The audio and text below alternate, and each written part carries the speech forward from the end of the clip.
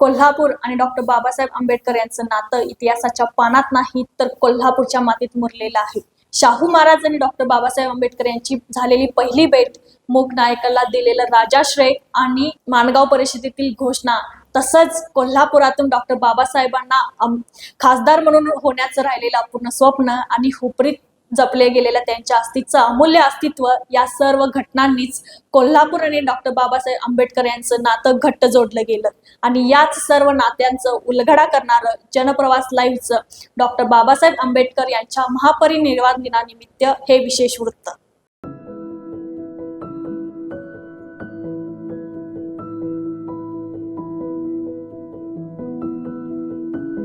Doctor Babasaheb Ambedkar आणि राजर्षी शाहू महाराज यांची पहिली भेट कोल्हापूरचे दत्तोबा पोवार यांनी मुंबईत 1919 मध्ये घडवून आणली होती.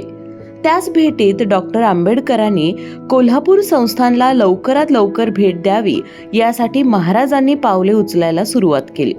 आंबेडकरांनीही कोल्हापूर भेटीचे निमंत्रण आनंदाने स्वीकारले होते. त्यानंतर काही दिवसातच त्यांनी कोल्हापुरातील स्नेही दत्तोबा पोवार यांना पत्र पाठवले आणि कोल्हापूरला येण्याची तारीख कळवली. महाराजांनी त्यांच्या स्वागताची जय्यत तयारी केली. डॉक्टर आंबेडकर रेल्वे स्थानकावर पोहोचताच पोवार, त्यांचे मित्र गंगाधर पोळ आणि शाहू महाराजांचे सचिव रा.सा. कुंभोजकर यांनी त्यांचे स्वागत केले. त्यानंतर रथातून नवीन राजवाड्यासाठी त्यांची ने-आण झाली आणि महाराजांनी स्वतः मोठ्या आदराने या अभ्यंगताचे स्वागत केले. सोनतळी कॅम्पवरून महाराज स्वतः 4 घोड्यांच्या रथात येऊन बाबासाहेबांना घेऊन शहरात फिरवले. कोल्हापूरच्या या पहिल्या भेटीच्या शेवटी महाराजांनी पारंपरिक रीतिरिवाजाप्रमाणे बाबासाहेबांना जरी फेटाचा आहेर केला आणि त्यांच्या सन्मानार्थ मिरवणूकही काढली. त्यावेळी बाबासाहेबांनी छत्रपतींनी दिलेला मानाचा जरी पटका माझ्या मस्तकी चढविला, त्याचा सदैव मान राखीन, असे काढलेले भावनिक उद्गार आजही कोल्हापूरच्या मनात कोरलेले आहेत. या एका भेटीतच कोल्हापूर आणि डॉक्टर आंबेडकर यांच्यातील नाते अधिक दृढ, अधिक निकट झाले. त्या दिवशी जुळलेली ही नाळ बाबासाहेबांच्या आयुष्याच्या अखेरपर्यंत अविच्छेद राहिली. कोल्हापूर आणि डॉक्टर बाबासाहेब आंबेडकर यांच्या नात्याचा आणखी एक उज्ज्वल अध्याय लिहिला गेला. तो म्हणजे बाबासाहेबांच्या मूकनायक या साप्ताहिकाच्या पुनर्जन्माच्या क्षणी. राजर्षी छत्रपती शाहू महाराजांसोबतच्या पहिल्या भेटीतच डॉक्टर आंबेडकरांनी अस्पृश्य उद्धारासाठी एका सशक्त, निर्भीड माध्यमाची अत्यावश्यकता व्यक्त केली. त्यांनी महाराजांना सांगितलं की 31 जानेवारी 1920 रोजी मूकनायकचा पहिला अंक प्रसिद्ध झाला होता. संत तुकारामांच्या बोधवाक्याने सजलेलं मुखपृष्ठ हे पाहून महाराज प्रभावितही झाले होते. पण कठोर वास्तव असं की सामाजिक कडवटतेविरुद्ध आवाज उठवणारे उत्तम पत्र आर्थिक अडचणींमुळे पुन्हा मूक होऊ लागले होते. त्या काळात वृत्तपत्रांना जाहिराती मिळत नसत. डॉक्टर आंबेडकरांनी हा संपूर्ण प्रसंग महाराजांसमोर मांडला. क्षणाचाही विलंब न लावता राजर्षीने डॉक्टर आंबेडकरांना 2500 रुपयांची तातडीची आर्थिक मदत दिली. त्या काळात ही रक्कम प्रचंड मोठी होती आणि त्या मदतीनंतर मूकनायक पुन्हा मूक राहिला नाही. तो निर्भयपणे बोलू लागला. समाजातील अन्याय, अस्पृश्यता, भेदभाव याविरुद्ध पुन्हा एकदा शब्दांच्या शस्त्राने लढू लागला. डॉक्टर बाबासाहेब आंबेडकर आणि राजर्षी शाहू महाराज यांचे नाते हृदयाशी भिडणारे, विचारांनी बांधलेले आणि क्रांतीला प्रेरणा देणारे असेच होते. या नात्यात निर्णायक टप्पा ठरला तो म्हणजे 22 मार्च 1920 मधील कोल्हापूर संस्थानातील माणगाव परिषद. ही परिषद केवळ सभा नव्हती, ती त्या काळातील बहिष्कृत समाजाच्या नवउदयाची घोषणा होती. परिषद भरवण्यामागे प्रेरणा स्वतः शाहू महाराजांची होती आणि परिषदेचे अध्यक्ष स्वतः डॉक्टर बाबासाहेब आंबेडकर होते. बाबासाहेबांच्या तेजस्वी व्यक्तिमत्वाने आणि विचारांनी शाहू महाराज अक्षरशः भारावून गेले होते. त्या आनंदाचेच शब्द बनून त्यांनी परिषदेच्या गर्दीसमोर म्हटले की तुम्ही तुमचा खरा पुढारी शोधून काढला, याबद्दल मी तुमचे अंतःकरणपूर्वक अभिनंदन करतो. माझी खात्री आहे की डॉक्टर आंबेडकर तुमचा उद्धार केल्याशिवाय राहणार नाहीत. इतकेच नव्हे तर अशी वेळ येईल की ते सर्व हिंदुस्थानचे पुढारी होतील. त्या काळी शाहू महाराजांच्या मनोदेवतेने सांगितलेले हे भाकीत पुढे इतिहासाच्या पानांवर अक्षरशः उतरले. याच परिषदेत बाबासाहेबांच्या पुढाकाराने शाहू महाराजांनी अस्पृश्यांना समानतेचे हक्क देऊन केलेल्या कार्याचे अभिनंदन करत प्रत्येक बहिष्कृत व्यक्तीने त्यांचा वाढदिवस सणाप्रमाणे साजरा करावा. हा ऐतिहासिक ठराव मंजूर करण्यात आला. हा ठराव म्हणजे शाहू आंबेडकर नात्याची आदरांजली आणि भविष्यातील सामाजिक क्रांतीची वाटचाल होती.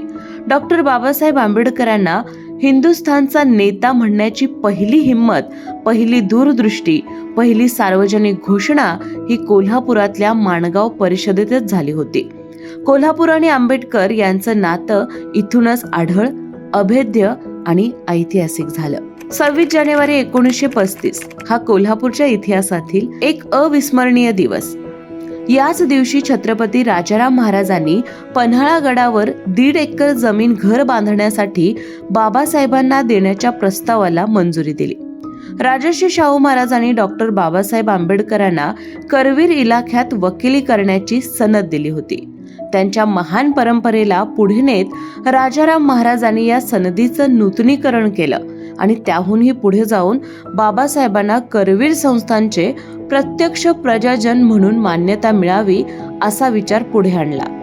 डॉक्टर आंबेडकर हे केवळ भारताचे नेते नसून करवीर संस्थानचेही नागरिक मानले जावेत असा त्यामागील उद्देश होता. मात्र काही कारणांमुळे त्या जागेवर घर बांधण्याचे डॉक्टर आंबेडकरांचे स्वप्न अपूर्ण राहिले. त्यानंतर बाबासाहेबांनी ती जागा पुन्हा परत केली. कोल्हापूर आणि डॉक्टर बाबासाहेब आंबेडकर यांच्या नात्याचे सर्वात जिवंत, स्पंदनशील प्रतीक म्हणजे बिंदू चौकातील डॉक्टर बाबासाहेब आंबेडकरांचा अर्धाकृती पुतळा. हा आंबेडकरांच्या हयातीत उभारण्यात आलेला जगातील पहिला पुतळा होय. 1950 साल भारत नव्या लोकशाही श्वासांनी भरभरून पुढे जात असताना कोल्हापूरने समाजक्रांतीचे 2 महान शिल्पकार महात्मा ज्योतिराव फुले आणि डॉक्टर बाबासाहेब आंबेडकर यांना अजरामर करण्याचा संकल्प केला. सामाजिक कार्यकर्ते भाई माधवराव बागल यांच्या नेतृत्वाखाली बिंदू चौकातील या 2 ब्रॉन्झच्या पुतळ्यांची उभारणी झाली. शिल्पकार बाळ चव्हाण यांनी कोरलेली ही शिल्पमूर्ती आजही त्या काळातील सामाजिक जागृतीची जिवंत साक्ष देते. फुले आंबेडकरांच्या विचारांनी कोल्हापुरी तरुणाईने सतत प्रेरित व्हावे हा यामागचा उद्देश होता. तत्कालीन नगराध्यक्ष द मा साळोखे यांच्या प्रमुख उपस्थितीत हा पुतळा प्रतिमा समितीकडून नगरपालिकेला प्रदान करण्यात आला. त्यानंतर हे ठिकाण आंबेडकरवाद्यांसाठी आदरस्थान बनले. या पुतळ्याचे महत्त्व इतके मोठे की एकदा कोल्हापूरच्या दौऱ्यात स्वतः डॉक्टर बाबासाहेब आंबेडकरांनी इथे येऊन आपल्या पुतळ्याला वंदन केले. ही घटना बिंदू चौकाला अधिक पवित्र, अधिक ऐतिहासिक ठरवणारी ठरली. आजही या ठिकाणी हजारो आंबेडकरवादी, विद्यार्थी, संशोधक आणि अनुयायी भेट देतात. सार्वजनिक सभा, सामाजिक आंदोलनांची बीजे, नव्या विचारांचे संकल्प देखील याच ठिकाणी उगम पावतात. डॉक्टर बाबासाहेब आंबेडकरांना कोल्हापुरातून खासदार व्हायचं होतं. सर्वत्र लोकसभा निवडणुकीची रणधुमाळी सुरू होती. भारतीय राज्यघटनेचे शिल्पकार डॉक्टर बाबासाहेब आंबेडकर यांना या निवडणुकीत अनेक वेळा पराभवाला सामोरं जावं लागलं होतं. 1957च्या लोकसभा निवडणुकीसाठी त्यांनी कोल्हापूर लोकसभा मतदारसंघातून निवडणूक लढवायची इच्छा व्यक्त केली होती. तेही राखीव नाही तर खुल्या प्रवर्गातून, कारण त्यांना इथल्या नागरिकांची जवळून पारख होती. याबाबत शेड्यूल कास्ट फेडरेशनचे अध्यक्ष बॅरिस्टर खोब्रागडे यांच्याशी 2 डिसेंबर 1956 रोजी पत्रव्यवहार झाला होता. त्यामध्ये त्यांनी आवश्यक ती प्रक्रिया पूर्ण करा असा आदेशही दिला होता. पण नियतीला हे मान्य नव्हतं.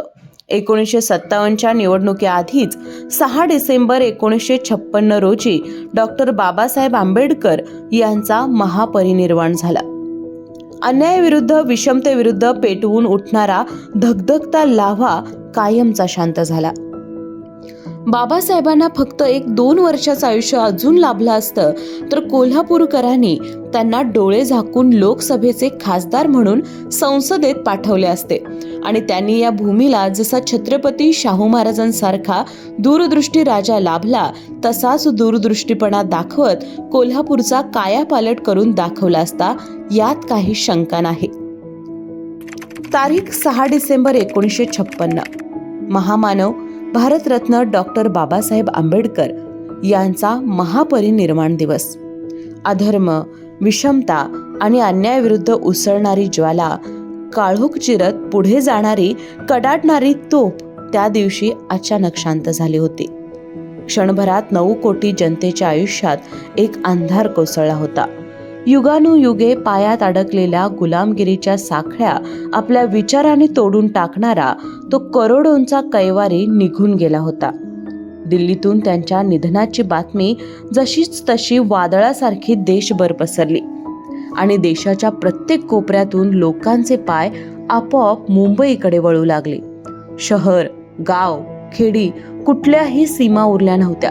आपल्या लाडक्या नेत्याला अखेरचा निरोप द्यायला उसळलेला जनसागर मुंबईच्या रस्त्यांवर ओतप्रोत भरून वाहत होता.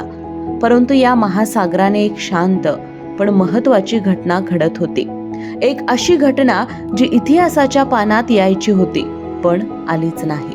बाबासाहेबांच्या शेवटच्या क्षणांना जगासाठी कायमचे जतन करण्यासाठी आपलं राहतं घर आणि आपला छापखाना गहाण ठेवणारे माजी आमदार दलित मित्र नामदेवराव व्हटकर यांचे योगदान इतिहासात मोलाचं ठरलं. त्यांचा जन्म कोल्हापूर जिल्ह्यातील मसूद माले गावात 24 ऑगस्ट 1921 मध्ये झाला तर 4 ऑक्टोबर 1982 साली मृत्यू. त्यांना जन्मापासून बसलेल्या जातीयतेच्या चटक्यामुळे संपूर्ण आयुष्य त्यांनी अस्पृश्यता निवारणासाठी काम केलं. बाबासाहेबांच्या निधनादिवशी 6 डिसेंबर रोजी ते मुंबईतच होते. त्यांना बाबासाहेब गेल्याचं कळल्यानंतर अतीव दुःख झालं. त्यांची अंत्ययात्रा चित्रित करून ठेवावी असं त्यांच्या मनात आलं. त्यांनी अनेकांना विचारलं पण कुणी तयार नव्हतं. काहींनी तर त्याचा आम्हाला काय, तो तुमचा नेता आहे, अस्पृश्यांचा नेता आहे, आम्ही करणार नाही असं स्पष्ट शब्दात उत्तर दिलं. कुणी मदत करो न करो मी स्वतः करतो असं त्यांनी ठरवलं. पण ही इतकी सहज सोपी गोष्ट नव्हती. त्या काळी व्हिडिओ रेकॉर्डिंगसाठी कॅमेरा आणि त्यासाठी रील या इतक्या खर्चिक गोष्टी होत्या की त्याचा आज अंदाज देखील लावता येत नाही. अंदाजे 3000 फूट निगेटिव्हची रील, कॅमेरा आणि कॅमेरामॅन यासाठी जवळपास 1300 ते 1400 रुपये खर्च येईल असा अंदाज त्यांनी बांधला. आता पैसा कुठून उभा करायचा हा मोठा प्रश्न होता. त्यासाठी त्यांनी आपला एकमेव छापखाना गहाण ठेवला. त्यांना त्यांच्या बदल्यात एकूण 1,500 रुपये मिळाले. धावत पळत ते शंकरराव सावेकर या कॅमेरामॅनकडे गेले. त्यांनी 150 रुपये प्रतिदिवस भाड्याने एक कॅमेरा आणला आणि रात्री 10 ते 11च्या सुमारास राजगृह गाठले. बाबासाहेबांचं पार्थिव पहाटे आलं. एका ट्रकवरून अंत्ययात्रेला सुरुवात झाली. याच ट्रकवर कसाबसा कॅमेरा लावून उभा राहण्याची जागा मिळाली. पहिला शॉट खोदादात सर्कलवर घेण्यात आला. यानंतर अंत्यदर्शनासाठी लोटलेल्या अलोट गर्दीचं दिवसभर चित्रीकरण सुरूच होतं. सायंकाळी पार्थिव दादर चौपाटीवर पोहोचलं. या ठिकाणी शाही मानवंदना देण्यात आली. चंदनाच्या लाकडावर पार्थिव ठेवण्यात आलं. त्यांच्या मुखाजवळ शेवटचं लाकूड ठेवण्यापर्यंत चित्रीकरण सुरूच होतं. बाबासाहेबांचा शेवटचा चेहरा या ठिकाणी चित्रित झाला. चितेला अग्नी दिल्यानंतरही चित्रीकरण करण्यात आलं. या सगळ्या चित्रीकरणासाठी एकूण 2800 फूट रील संपली होती. दुसऱ्या दिवशी बॉम्बे फिल्म लॅबोरेटरीत ही फिल्म प्रोसेसला देण्यात आली. आता ही फिल्म धुणे, दुसऱ्या पॉझिटिव्हवर रश प्रिंट काढणे आणि एडिटिंग करणे यासाठी 2,500 ते 3,000 खर्च येणार होता. त्यासाठी पुन्हा त्याच मारवाड्याकडे जाऊन त्यांनी राहतं घर गहाण ठेवून 3,000 रुपये आणले. पुढं या तारण ठेवलेल्या मिळकती सोडवता आल्या नाहीत. त्यामुळे त्या कायमच्या गेल्या आणि त्यांना मुंबई सोडावी लागली. मालमत्ता तर गेली पण बाबासाहेबांच्या शेवटच्या स्मृती जपता आल्या. त्यांच्या उघड्या चेहऱ्याचा या जगातील शेवटचा क्षण युगायुगांसाठी कैद करता आला याचं समाधान त्यांना होतं. आज आपण पाहतोय त्या शेवटच्या क्षणांची नामदेवराव यांनी केलेलं हे जगातील एकमेव चित्रफित आहे. त्या शेवटच्या क्षणांना कायमचं कैद करणारे, त्यासाठी आपलं राहतं घर आणि आपला छापखाना विकणारे नामदेवराव, त्यागाचा तो क्षण, त्यामागची ती वेदना काळाच्या ओघात हरवून गेली. आज ही त्याची ओळख जनमानसात नाही आणि हीच या इतिहासातील सर्वात मोठी शोकांतिका आहे. मुंबई येथील चैत्यभूमीनंतर बाबासाहेबांच्या अस्थी असणारे हुपरी हे कोल्हापूर जिल्ह्यातील एकमेव गाव आहे. अस्थींच्या दर्शनासाठी दरवर्षी येथे आंबेडकरी अनुयायांची गर्दी होते.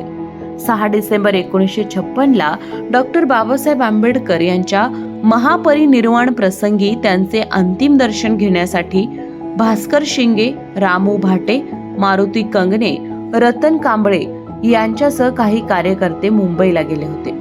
अंत्यसंस्कारानंतर या कार्यकर्त्यांनी डॉक्टर बाबासाहेबांच्या पवित्र अस्थी महत्प्रयासाने येथे आणल्या. तत्कालीन माजी उपसरपंच भास्कर शिंगे यांच्या घरी अस्थी जपून ठेवल्या होत्या. त्यानंतर त्या येथील छत्रपती शाहू महाराज नगर येथे उभारलेल्या डॉक्टर बाबासाहेब यांच्या अर्धपुतळ्याच्या चबुतऱ्याखाली ठेवल्या होत्या. खरं तर हुपरी ही एक ऐतिहासिक भूमी आहे.